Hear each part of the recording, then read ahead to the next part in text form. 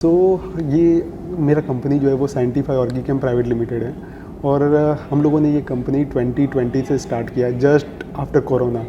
और लोग तब बिज़नेस बंद करने का सोच रहे थे, हम लोगों ने तब स्टार्ट करने का डे वन से कुछ ऐसा था कि हमारे पास कुछ तो है। एक ऐसा कैटेगरी है, बहुत क्लस्टर्ड कैटेगरी है, ठीक है, और बहुत सारे बड़े ब्रांड्स है ना। और इसमें पहले तो जाना ही एक बड़ा रिस्क है as a company. Like as a woman, I am handling the only whole production area, R&D area.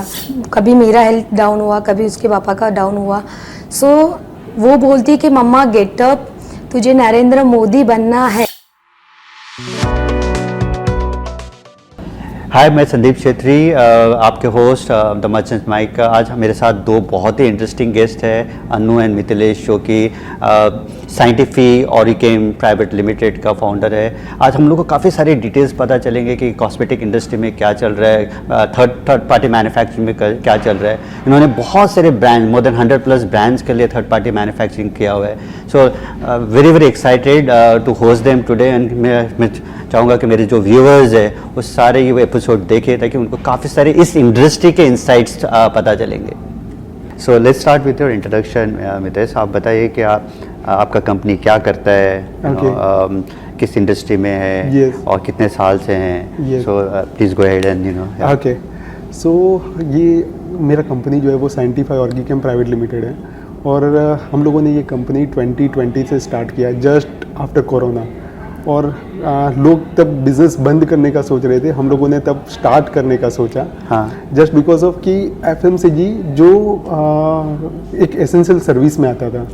हाँ, तो वो एसेंशियल सर्विस की वजह से हम लोगों ने सोचा कि चलो दूसरा कुछ काम नहीं कर सकते तो एक एसेंशियल सर्विस के अंदर कुछ ना कुछ हेल्प करते हैं और एक सोशल बेनिफिट भी मिल जाएगा। हाँ, और उसके अलावा अपने पास कुछ इकोनॉमिकल वैल्यू भी आ जाएगी। तो वहाँ से हम लोगों ने सैनिटाइजर से स्टार्ट किया। और ऑब्वियसली कि मैंने फिनेंशियल बैकग्राउंड CA का स्टडी किया था। हाँ, और मेरे वाइफ ने ये MSc इन ऑर्गेनिक केमिस्ट्री किया था। तो सोचा कि ऐसा कुछ करें कि हम दोनों उसके अंदर, वो बिज़नेस के अंदर एक पैरिटी के साथ अच्छे से वर्क कर पाए। ओके।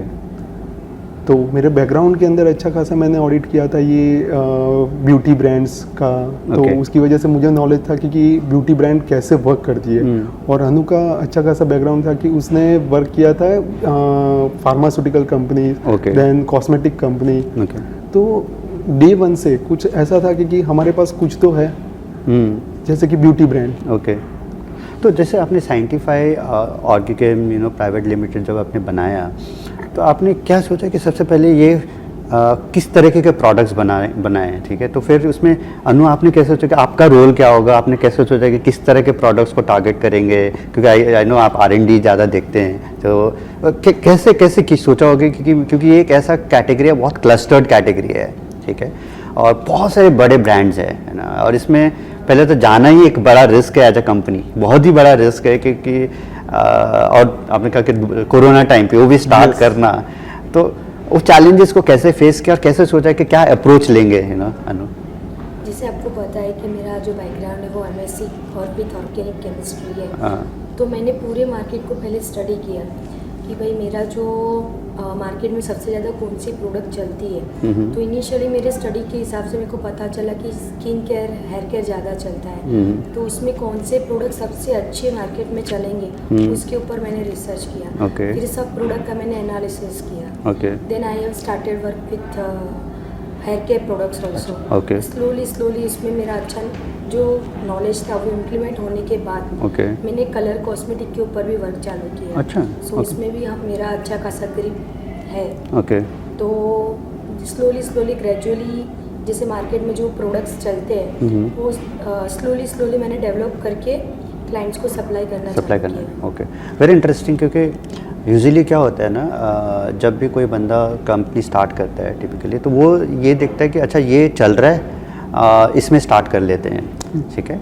जो ट्रेंड चलता है उसी में ट्राई करते हैं, उसी में स्टार्ट करने हैं। बट मेरे को ये अच्छा लगा कि आपने कहा कि पहले रिसर्च करके देखा कि कौन सा प्रोडक्ट है, फिर एनालिसिस किया, फिर एनालिसिस करके डिसाइड किया कि जैसे कि मेरा स्ट्रॉन्ग पॉइंट क्या है, कि मैं हेयर में मेरा कंट्रोल है, कलर कॉस्मेटिक्स में मेरा कंट्रोल है, मेरे को ज़्यादा नॉलेज है। तो you started with that and that's a very good approach. तो सारे मतलब this is to all the new budding entrepreneurs कि अगर आप कोई कंपनी स्टार्ट करते हो तो उसका मार्केट रिसर्च बहुत इंपॉर्टेंट, जैसे अनु ने कहा कि मार्केट रिसर्च करो, डिमांड क्या है, प्रॉब्लम स्टेटमेंट क्या है और आपका मास्टरी क्या है। क्योंकि लोग क्या करते हैं कि पहले प्रोडक्ट बनाता है और प्रोडक्ट बना के बेचने जाता है ना? करेक्ट। तो उसमें मोस्ट ऑफ द टाइम ऐसा होता है कि वहाँ पर फेलियर का चांसेस हाई है, क्योंकि जरूरी नहीं है कि आपका प्रोडक्ट कस्टमर को अच्छा लगेगा। Right. बट अगर आप बैकवर्ड जाओगे, जैसे अनु ने कहा कि मैंने पहले बैकवर्ड्स गया कि मैंने मार्केट को देखा, समझा प्रोडक्ट कहाँ डिमांड है, क्या रिक्वायरमेंट है, क्या और मेरा स्ट्रॉन्ग पॉइंट क्या है, उसके बेसिस पे आपने प्रोडक्ट बनाए। Yes. Very very very interesting है ना।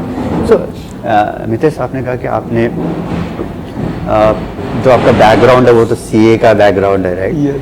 फ्रॉम सीए से मैन्युफैक्चरिंग में सडनली सोचना, थोड़ा सा आप अगर बताएंगे कि क्यों, कि कैसे सोचा, और दूसरा कि बहुत रेयर केस होता है कि हस्बैंड वाइफ एक ही बिजनेस में है।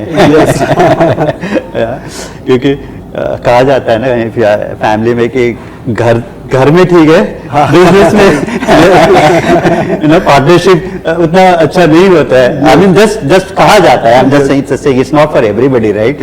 आई know that, you know, I have been blessed for that I have a very good partner, you know, जो हमेशा मेरे को सपोर्ट करता है। So I just wanted to know from you Mitesh.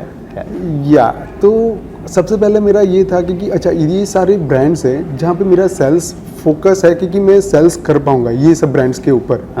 तो वो ब्रांड्स को मैंने सोचा कि वो लोग क्या बना रहे हैं, वो लोग क्या बेच रहे हैं मार्केट में, उनको कुछ नया क्या देंगे कि जिसकी वजह से वो लोग अच्छा परफॉर्म कर पाए मार्केट के अंदर। तो वो हिसाब से मैंने प्रोडक्ट्स निकाली, अनु के साथ डिस्कशन किया कि अनु ये कुछ अपन कर पाएंगे कि जिसकी वजह से हम लोग कुछ एक नया यूनिट ओपन कर पाए। Okay. तो हम लोगों ने वो प्रोडक्ट के ऊपर काम करना स्टार्ट किया। धीरे धीरे उसके अंदर अप एंड डाउन्स आते गए कि हो पा रहा है, नहीं हो पा रहा है, ब्रांड मना कर रही है कि नहीं ये तो प्रोडक्ट ही नहीं वर्केबल है। Okay. तो सबसे पहले हम लोगों ने बियर्डो को दिया एक प्रोडक्ट जो था नो वाटर फेस वॉश। अच्छा। जो मार्केट के अंदर कहीं पे भी अवेलेबल नहीं था। हम लोगों ने फॉरेन की और वो सबकी प्रोडक्ट को बहुत कुछ एनालिसिस करने के बाद उन्होंने उसको डेवलप किया था। अच्छा, ओके। तो फिर वो बहुत फैसिनेटिंग लगा। और जब भी मैं ऑडिट करता था तो मुझे पहले से ही ऐसा था कि कुछ मैन्युफैक्चरिंग जो है ना वो फैसिनेटिंग लगता था। करेक्ट। कि बहुत कुछ है उसके अंदर कि ट्रेडिंग से बहुत कुछ ज़्यादा है मैन्युफैक्चरिंग। तो आप जो मैं समझ पा रहा हूँ कि आप ब्रांड्स के लिए मैन्युफैक्चर करते हो, राइट? Yes. एंड आप फॉर्मुलेशन भी बनाते हो खुद से, एंड उस फॉर्मुलेशन के बेसिस पे आप ब्रांड्स को हेल्प करते हो। प्रोडक्ट आपका होता है पर ब्रांड अपना वैल्यू रख के फिर आगे बेचते हैं। ओके, बट एक चीज़ जो आपसे लर्निंग ये है कि जो आपने कहा कि आपने प्रोडक्ट बनाया, पर जरूरी नहीं कि वो प्रोडक्ट हमेशा पास होता है, राइट? जैसे कि लोगों को ब्रांड ने बोला कि ये पसंद नहीं है, राइट? तो आपने उसके बाद क्या किया? रिवर्क किया, उसमें रिसर्च किया और उसको बिल्ड किया। अनु कीप ऑन अपडेटिंग कि कुछ ना कुछ उसके अंदर नया क्या करे कि जिसकी वजह से ये प्रोडक्ट जो है वो वर्केबल हो पाए। और क्यों ब्रांड जो है वो मना कर रही है, क्यों उसको ऐसा लग रहा है कि नहीं सच में यार ये क्या आ रहा है, मुझे ये नहीं मजा आ रही है। तो हम लोग उसे ऐसा नहीं है कि वो प्रोडक्ट को छोड़ दिया कि नहीं वर्क करना है, या फिर उसको ऐसा कर दिया कि नहीं यार कुछ और ट्राई करते हैं। तो अनु, आपको कैसा लगा जैसे ब्रांड ने बोला कि ये प्रोडक्ट अब काम का ही नहीं है, तो आपको बुरा लगा या आपको लगा कि नहीं मैं आप इसमें कैसे उनका फीडबैक लेके इसमें इम्प्रूव करूँ? नहीं, वो चीज़ मुझे ज़्यादा अच्छी लग रही थी कि उनको पसंद नहीं आया। तो वही प्रोडक्ट के ऊपर मेरा जो और जोर से वर्क होता था कि मैं और डीप में उसको स्टडी करती थी कि उनको पसंद क्यों नहीं आया। अगर उनको पसंद नहीं आया तो मैं उसके अंदर बहुत सारे मटेरियल्स ऐड ऑन करती थी, लाइक मैटिफाइंग एजेंट हो गया, कि फिर कोई एक्टिव्स हो गए कि जिसकी वजह से उनको टेक्सचर जो कॉस्मेटिक प्रोडक्ट में रहता है वो मेन है टेक्सचर। अगर टेक्सचर पसंद आ गया, फिर उसके बाद जो अपने पब्लिक है, जो अपने कस्टमर है, उनका रहता है रिजल्ट। फिर अगर टेक्सचर पसंद आ गया, फिर मेरा दूसरा वर्क रहता है उनके रिजल्ट को वर्क करने का। कि अगर उनको टेक्सचर पसंद आ गया तो मैं उनको फिर से सैम्पलिंग करती हूँ। और मैक्स टू मैक्स सेकेंड और थर्ड सैम्पलिंग में उनको टेक्सचर से लेके रिजल्ट सब अप्रूव हो ही जाता है। अच्छा, हो ही जाता है। तो आपका जो प्रोडक्ट वो 100% ऑर्गेनिक है? Yes, we 100%. do both of them. Natural भी we are doing, cosmetics we are doing, because हमारा काम है कि हम लोग थर्ड पार्टी मैन्युफैक्चरर है। तो जो क्लाइंट की डिमांड है जो ब्रांड की डिमांड है, ब्रांड ओनर को कौन से मार्केट के लिए कैटर करना है, तो हम लोगों का काम है कि उनका एक पार्टनर बन के प्रोडक्ट की उनकी पूरी जो भी लायबिलिटी है मार्केट के प्रति, तो वो लोग हम लोग उससे लेके हमारे पास ले लेते हैं वो लायबिलिटी, और वो बर्डन पूरा का पूरा हमारे ऊपर आ जाता है। सो क्योंकि आज के डेट में ना मैं भी बहुत नेचुरल एंड ऑर्गेनिक चीज़ें यूज़ करता हूँ, बट मेरे को कभी कभी ना एक डर बैठा रहता है कि कैसे इतने सारे, अगर आप देखोगे कोई भी शॉप में जाओगे तो आज नेचुरल एंड ऑर्गेनिक ही आने लग गया है, right? So how to identify that and how do you ensure that कि जो मेरा प्रोडक्ट है ये नेचुरल एंड ऑर्गेनिक है? कुछ करते हैं आप लोग इसमें कि हाँ जो आपसे बाई करते हैं वो नेचुरल 100% है? बिकॉज ये डर है कि आज के डेट में हर बंदा प्रीमियम प्राइस लेने के लिए दैट वो वर्ड यूज़ कर रहा है जो मेरे को दिखता है ना? Correct, yes. इसके अंदर मैं 100% गवर्नमेंट बोलना चाहूँगा, क्योंकि गवर्नमेंट कुछ भी वो रेगुलेट नहीं कर रही है। ये वर्ड नेचुरल जो है उसके ऊपर गवर्नमेंट का कोई रेगुलेशन नहीं है। ओके। तो एवरीबडी इज राइटिंग कि नेचुरल, ऑर्गेनिक के भी दो फॉर्म निकालते हैं, क्योंकि ऑर्गेनिक मतलब दो तरीके के ऑर्गेनिक होते हैं। इधर वो स्टार्ट फ्रॉम द रूट कि वहाँ पे कोई भी प्रिजर्वेटिव या कोई भी ये पेस्टिसाइड का यूज नहीं हुआ है, तो that is also organic. And in the chemistry there is another organic that उसका कंपाउंड ऑर्गेनिक है, and they are taking the leverage of that compound that it is the organic. Okay, जो हम बोलते हैं ऑर्गेनिक केमिस्ट्री, इनऑर्गेनिक जो हम पढ़ते थे। Yes yes yes yes, very interesting, you know. Yes. आई सी। तो अनु, आप कैसे इंश्योर करते हो कि जो आप रॉ मटेरियल तो कहीं से बाई करते होंगे, है ना? जब आप ये प्रोडक्ट बनाते हो तो आप इंश्योर करते हो कि उस जगह जो वेंडर्स है आपके वो आपको 100% ऑर्गेनिक रॉ मटेरियल देते हैं? उनकी मट्टी जो केमिकल्स रहता है उनके डेटास रहते हैं। ओके। फॉर एग्जाम्पल मैंने कोई भी मटेरियल्स ले लिया, तो उसके पूरे डेटास रहते हैं, उनके पास सर्टिफिकेट रहते हैं, वो मेरे को एक बार उनसे लेने पड़ते हैं, स्टडीज करने पड़ते हैं कि yes whatever they are saying is it true और रॉन्ग। ओके। सो वो उसके हिसाब से फाइनलाइज होता है। तो इसका मतलब आपके प्रोडक्ट में भी वेंडर बहुत इंपॉर्टेंट है, right? Yes. Vendor is very important because उसी के ऊपर आपका क्वालिटी डिपेंड करता है। Exactly, sir. है ना? ओके। एंड वेंडर रिलेशनशिप आप कैसे बिल्ड करते हैं? क्योंकि वेंडर जो सारे मैन्युफैक्चरर्स के लिए एक चैलेंज है, क्योंकि आपके पास डिमांड तो आ गया, बट आपको अगर रॉ मटेरियल टाइम पे नहीं मिलेगा, करेक्ट, तो आप डिलीवर कैसे करोगे प्रोडक्ट को? Because it's all about delivering the product on right time. So how do you manage that vendor relationship? आज कैसे कर रहे हैं आप? करेक्ट सर, ये इसके अंदर भी हम लोगों का बहुत बड़ा चैलेंज है कि ऑलमोस्ट आज के डेट में भी जो बेसिक रॉ मटेरियल छोड़ के जितने भी अच्छे रॉ मटेरियल की जैसे कि सिलिकॉन्स वगैरह वो सब हो रहा, तो वो भी आ रहा है चाइना से। अच्छा। और वो हैंडल करना बहुत डिफिकल्ट टास्क है। और स्टॉकिंग करना, स्टॉकिंग के बाद उसका डिमांड देखना क्योंकि और उसका भी वो सीजन वाइज उसका डिमांड देखना कि ये सीज़न है तो क्या प्रोडक्ट चलने वाला है, तो वो हिसाब से करना हम लोगों का फॉरकास्टिंग और बहुत सारा अच्छा वर्क करना पड़ता है फॉरकास्टिंग और वगैरह में। तो आपके नाउ इंडस्ट्री कितना बड़ा है, ये जो third party manufacturing specifically in terms of cosmetics, कितना बड़ा इंडस्ट्री है ये?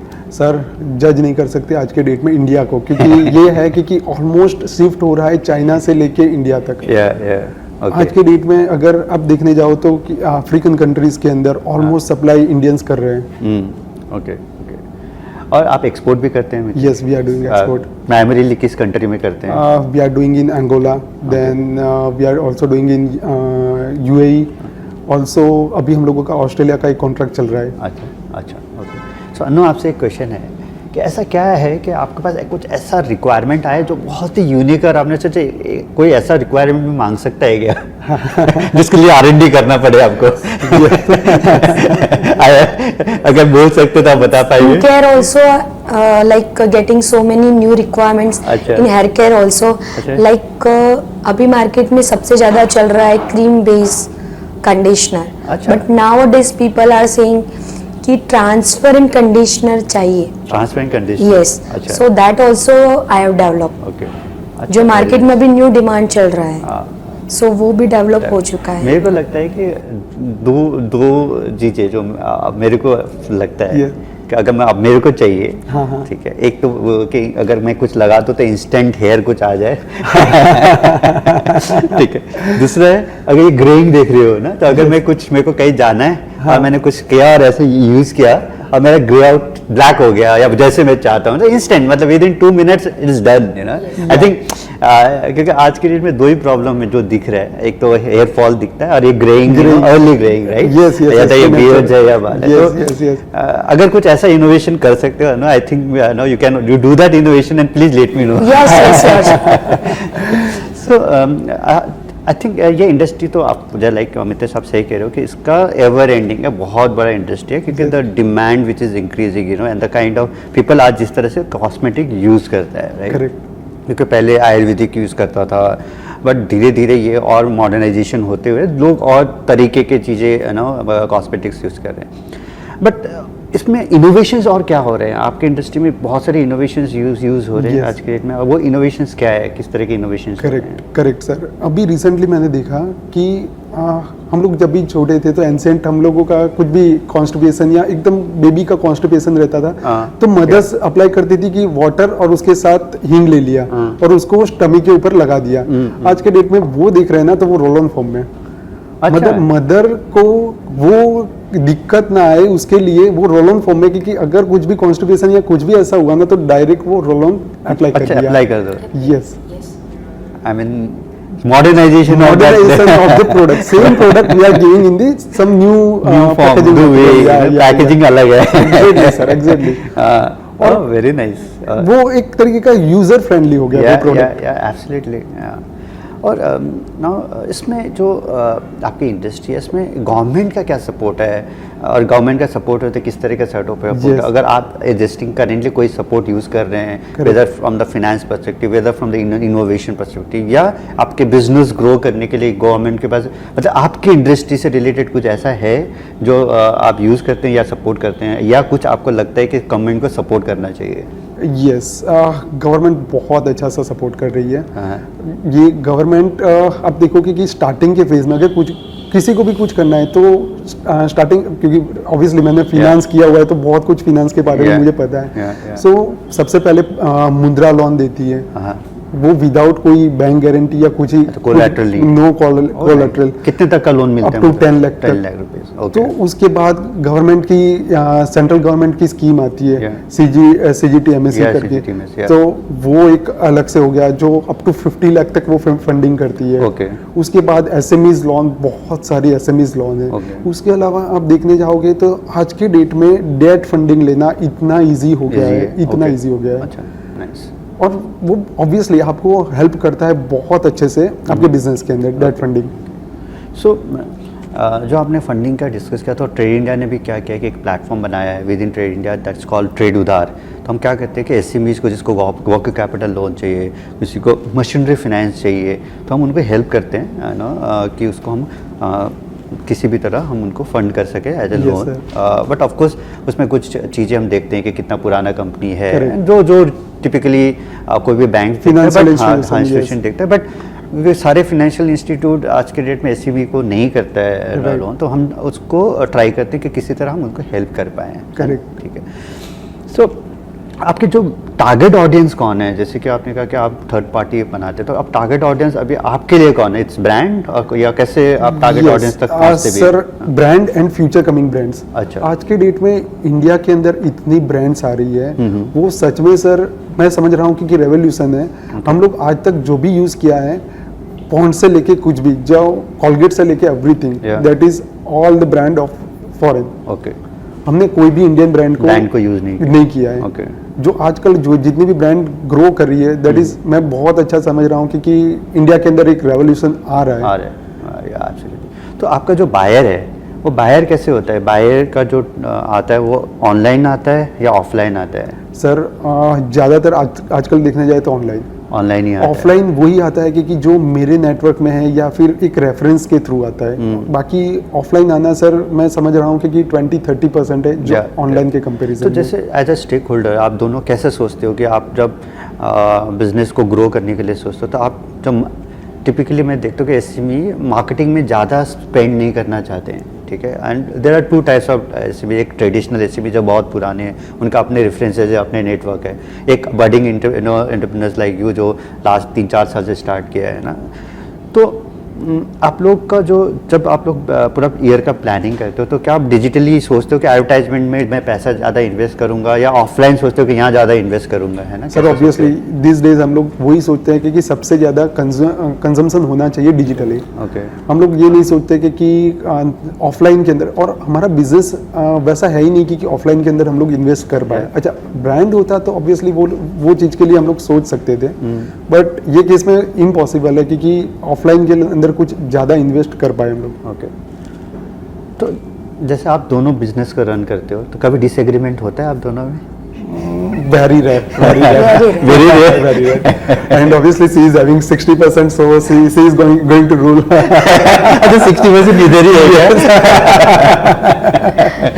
नहीं, इसका एक रीजन भी है वेरी रेयर, क्योंकि ये फाइनेंशियली स्ट्रांग है ना, सीए बैकग्राउंड है। आप लोग साथ डिवाइड ऐसे किया होगा कि फाइनेंस आप देखो ना, प्रोडक्ट देखो, सेक्टर हम लोगों ने सर बहुत अच्छे से डिफाइन कर दिया है। Okay okay. और आपका विजन क्या है कि आप इस कंपनी को कहाँ लेके जाना चाहते हैं? सर मेरे को ये करना है कि इंडिया का और पूरे वर्ल्ड का जो डिपेंडेंसी ऑन चाइना है वो जीरो कर देना है। ओके। तो मेनली कॉस्मेटिक सेक्टर के अंदर।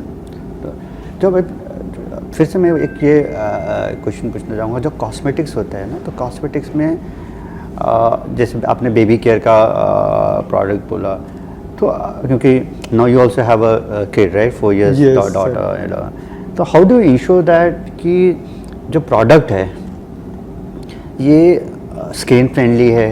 यस। या ये क्योंकि बेबी को वो ना करे, इचिंग ना हो, पेन ना हो, तो उसके लिए कैसे करते हैं आप लोग? I mean that is what मैं समझना चाहता हूँ कि कैसे आप लोग इसको इंश्योर करते हैं कि ये क्वालिटी और उसको हम लोग एकदम ऐसा प्रोडक्ट है उनके फ्रेंडली प्रोडक्ट हो। तो how do you do that? Sir Anu अगर बता पाए, क्योंकि अनु ने इसमें R&D किया है, तो है ना। जैसे बेबीज के लिए मुझे पाउडर बनाना है राइट, सो अभी मार्केट में सबसे ज़्यादा चल रहा है कि मुझे टाल्क फ्री चाहिए। सो नाउअडेज कि उसमें सबसे ज़्यादा जो बेबी की स्किन रहती है वो सबसे डेलिकेट रहती है। यस, तो उसके लिए सबसे ज़्यादा इफेक्टिव रहता है सिया बटर।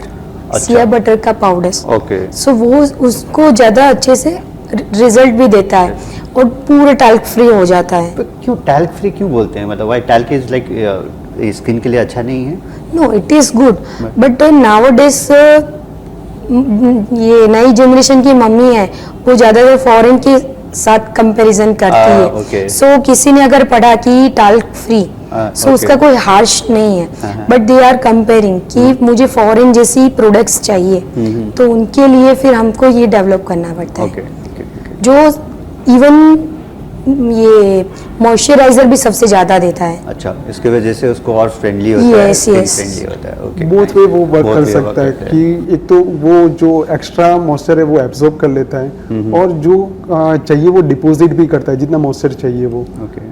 तो आपने ये जो कोई भी कंपनी को रन करने का एक ब्रांड नेम चाहिए राइट, और आपने ये साइंटिफाई क्यों रखा? मतलब what is the I mean thought behind scientify? Okay, या उसके पीछे सर बहुत अच्छी स्टोरी है क्योंकि हम लोगों को कुछ ऐसा नाम चाहिए था कि जो एकदम साइंस के साथ रिलेट करे। तो साइंस के साथ रिलेट करे तो डायरेक्ट साइंस तो रख नहीं सकते because that is very generic name. और ऐसा भी होना चाहिए क्योंकि जो कंपनी है वो सिर्फ और सिर्फ साइंस के बारे में ही सोचती है। और उसके पीछे हम लोगों ने ऑर्गी केम लगाया। उसका भी रीजन यही है क्योंकि एक ऑर्गेनिक भी फीलिंग है कंपनी के अंदर, ऑर्गेनिक प्रोडक्ट्स भी बनती है और दूसरे नंबर में क्योंकि केमिकल प्रोडक्ट भी बनती है। तो वो एक नाम से ही पता चल जाना चाहिए क्योंकि साइंस बैक्ड कंपनी है जो ऑर्गेनिक एंड केमिकल बेस्ड दोनों प्रोडक्ट्स बनाती है। Okay, so I think digital identity एक बहुत इंपॉर्टेंट एस्पेक्ट रखता है और उसके साथ ब्रांड नेम के पीछे भी एक स्टोरी होना बहुत इंपॉर्टेंट है right. That's what everybody should look at. जब भी कोई स्टार्टअप बनाता है, कोई एंटरप्रेन्योर नया बिजनेस स्टार्ट करता है, तो उसको ये सोचना है कि जो भी आप कंपनी नेम सोचो उसके पीछे एक स्टोरी होना चाहिए। जैसे मितीश ने और अनु ने बताया कि साइंटिफाई क्यों रखा है ना, तो एंड ये ना ब्रांड को रिलेट करता है और ब्रांड के पीछे जो बंदे हैं वो क्या सोच रहे हैं, उनका थॉट प्रोसेस क्या है, क्रिएशन क्या है, इससे भी उनका रिफ्लेक्शन उनके प्रोडक्ट में भी आता है। क्योंकि जो आज बंदा एक कंपनी बनाता है और इतना सोचता है कि इसका ब्रांड नेम कैसा होना चाहिए, तो उसके प्रोडक्ट में भी वो रिफ्लेक्ट करेगा, क्योंकि प्रोडक्ट में भी उनका जो थॉट प्रोसेस होगा वैसे ही होगा जैसे उनका ब्रांड नेम है. So this is also very good way when you open any organization. जब भी आप नया स्टार्ट करते हो, इसको इस तरह के, जैसे अनु और मितेश ने सोचा, इस तरह से सोचना चाहिए. सो मितेश, आप क्योंकि आपने लास्ट 2-3 साल में काफ़ी चीज़ें अचीव कर ली, आपके साथ 100+ ब्रांड्स जुड़े हुए हैं, तो आप लोग दोनों को कैसा लगता है एंड ऑफ द डे जब आप घर पे जाते हैं? How do you feel today? Sir actually देखना चाहे तो एकदम फ्रैंक बताऊं, बहुत हैवी लगता है जब घर पे जाते हैं. आई डोंट थिंक कि अभी मुझे कुछ भी करना चाहिए. आई पुट एवरीथिंग असाइड और बेबी के साथ हम लोग टाइम स्पेंड करते हैं. तो अनु के लिए तो बहुत चैलेंज होता होगा. यस. हाँ, कि घर भी देखना है, घर भी बेबी भी देखना है, देखना है, yes. ऑफिस भी देखना है, R&D भी करना है. How do you manage it? कैसे मैनेज कर रहे हो? अभी तो आदत सी हो गई है. आदत सी. Like I have plan this way Okay. कि एवरीडे मॉर्निंग मेरे को बेबी को रेडी करना है, फिर कुक करना है. देन मेरा जब मैं घर पे रहती हूँ तब मेरा पूरा स्केड्यूल माइंड में मैं फिट करती रहती हूँ कि अभी मुझे ये प्रोडक्ट्स को डेवलप करवाना है आज के दिन में. देन मेरा उसके ऊपर वर्क चालू रहता है और मैं पहले थोड़ा प्री प्लान करके रखती हूँ. सो वो मेरे लिए बहुत ईजी रहता है कि how to work whole day. Okay. So Anu, I think you are a inspiration. आप इंस्पिरेशन हो सारे वुमेन एंटरप्रेन्योर्स के लिए कि ऐसा नहीं है कि घर के साथ काम नहीं हो सकता. You know, they have successfully done it to all the women entrepreneurs. घर भी चल सकता है, बच्चे भी देख सकते हैं, अपने पैशन भी कर सकते हैं. यू नो, और अगर आपने पढ़ाई किया है तो अपने पैशन को फॉलो कीजिए, क्योंकि Anu is an example for that. Okay. And it's all about time management and it's all about mindset. You know, it's all about that, which I also believe that, you know, कि आदमी अगर सोच लेता है तो कर सकता है. Correct. है ना, as simple as that. You know, and now both of you, what will be your suggestion? You know, specifically या गाइड, अगर किसी को गाइड करना है, न्यू बडिंग एंटरप्रेन्योर जो आ रहे हैं, जो करना चाहते हैं, मैनेजमेंट स्कूल से निकला, वो कुछ बनना चाहते हैं, आपके इंडस्ट्री में एंटर करना चाहते हैं, Yes. तो उनको क्या 2-3 चीज़ें ध्यान देने की ज़रूरत है? सर हमेशा सबसे पहला तो मैं एक ही बोलूँगा कि डेडिकेशन और stick to your program. Okay. आपका जो भी आपने कुछ भी प्रोग्राम बनाया कि मुझे ये करना है तो बस वो करना ही करना है. कुछ भी हो जाए, वो अप एंड डाउन कुछ भी आ जाए, वो करना ही करना है. और सर आज के डेट में देखने जाए ना तो बहुत लोग सर्विस इंडस्ट्रीज में ज़्यादा जा रहे हैं. मैं सोच रहा हूँ कि मैन्युफैक्चरिंग को क्यों हम लोग स्केल नहीं कर पा रहे हैं. क्यों आज के डेट में भी चाइना नंबर 1 बोला जाता है, क्यों इंडिया को वो लेवल नहीं ले पा रहे हैं हम लोग. तो 100% की आज की जनरेशन बहुत कम है जो मैन्युफैक्चरिंग के अंदर एंटरप्रेन्योरशिप सोच रही है. तो 100% उसके अंदर सर सोचना चाहिए कि जिसकी वजह से हम लोग एक अलग लेवल तक पहुंच सकते हैं इंडिया को. नाइस. एंड अनु, आप क्योंकि you are an example. Okay, मैं चाहूँगा कि जो वुमेन है, जो वुमेन एंटरप्रेन्योरशिप को डायरेक्शन में जाना चाह रहा है, उनके लिए आपका क्या मैसेज होगा? Because it's very good to see people like you taking this as a challenge. Because हम भी जब काफ़ी सारा जगह जाते हैं, मिलते हैं, तो जो रेशियो होता है बहुत ही लाइक 25-75 इस तरह का रेशियो होता है. But looking at you, it's like, जैसे मैंने कहा, आप इंस्पिरेशन हो सबके लिए. So what will be your message to those women entrepreneurs specific who want to be part of it? You know, आप उनको क्या गाइड सजेशन देंगे ना? अगर ड्रीम्स बड़े हैं so people can do anything, like girls can do anything. और अभी की जनरेशन में ऐसा नहीं है कि बॉयज कैन डू. अभी बॉयज के भी कंपैरिजन में गर्ल्स उतनी ही आगे है. Absolutely. Yes. So like as a woman, I am handling the only whole production area, R&D area. Then बहुत बड़ा टीम मैंने खड़ा किया है कि जहाँ पे मेरे को पैकेजिंग में भी अच्छे स्टाफ है, कि एज अ केमिस्ट भी मेरे पास अच्छा स्टाफ है. सो वो एक मैंने खड़ा किया है पहले. सो उनका मेरे को बहुत अच्छा सपोर्ट मिल जाता है और उनके सपोर्ट के साथ मैं ये बहुत ईजी कर पाती हूँ. लाइक मेरे हस्बैंड का भी बहुत अच्छा सपोर्ट है. नहीं, आपको ये कहते हैं ना कि for a successful man there is a woman. पर आजकल वाइस वर्सा है. वाइस वर्सा है. For a successful woman there is a husband man, right? I think very interesting. आप मतलब आज तो मेरे को बहुत सारी चीज़ें दोनों से सीखने को मिल रहा है. इनफैक्ट मेरा जो डॉटर है, मैं उसको भी यही बोलता हूँ कि आप ऐसा बनो ताकि जाके फ्यूचर में आप नौकरी मत करो, आप 200 बंदे को नौकरी दे सको exactly sir exactly because it's all about giving back to the society today and how you can give back. There are different ways किस तरह से आप सोसाइटी को दे सकते हैं, या आप किसी को हेल्प कर सकते हैं, किसी को नौकरी दे सकते हैं। तो क्यों ना ऐसे बने, है ना, कि आप सक्षम बनो कि आप किसी को नौकरी दे सको। लाइक आपने जो आपकी बेटी की बात बोली तो मैं भी एक बात बोलना चाहती हूँ। लाइक मेरी बेटी 4 साल की है, सो लाइक कभी मेरा हेल्थ डाउन हुआ, कभी उसके पापा का डाउन हुआ, सो वो बोलती है कि मम्मा गेट अप, तुझे नरेंद्र मोदी बनना है। सो वो डायलॉग मेरे को बहुत मोटिवेट करता है। बहुत ही वेरी वेरी इंटरेस्टिंग, मतलब see the generation which is moving, you know, और बहुत ही, यू नो, ये चेंज है, and this is what change we are, India is changing, मैं कहता हूँ ना, India is changing. So Mitesh and no, thank you very much, बहुत अच्छा लगा आपसे बात करके, बहुत सारी चीज़ें सीखने को मिला। एंड आई इंश्योर, मतलब हम लोग को लगता है कि जो हमारे व्यूअर्स इस जब एपिसोड को देखेंगे तो they will get lot of insights और lot of inspiration. Actually insight से भी बताऊंगा, बहुत सारे इंस्पिरेशन स्पेसिफिकली फ्रॉम अनु से काफ़ी सारे लोग इंस्पायर्ड होंगे कि किस तरह से बिजनेस को रन करना है, किस तरह के अपने पैशन को फॉलो करना है, किस तरह से आपके एम्बिशन को फॉलो करना है, एंड ऑफ कोर्स फाइनली आपके डॉटर जो आपको पुश करता है कि उससे भी और बड़ा बनना है। That push is always required. एक छोटा पुश चाहिए, चाहे वो पुश बच्चों से आए चाहे बड़ों से आए ना। वेरी वेरी, यू नो, बहुत ही अच्छा लगा आप लोग से बात करके, and it's a privilege, you know, for me to talk to you guys, and hopefully हम काफ़ी और इंटरेक्ट करेंगे एंड इंश्योर दैट हम कैसे आपके साथ और ज़्यादा क्लोजली काम करके इस आपके ब्रांड को और नेक्स्ट लेवल पे ले जाएंगे। Thank you very much. Thank you, thanks Mitesh, thanks very much.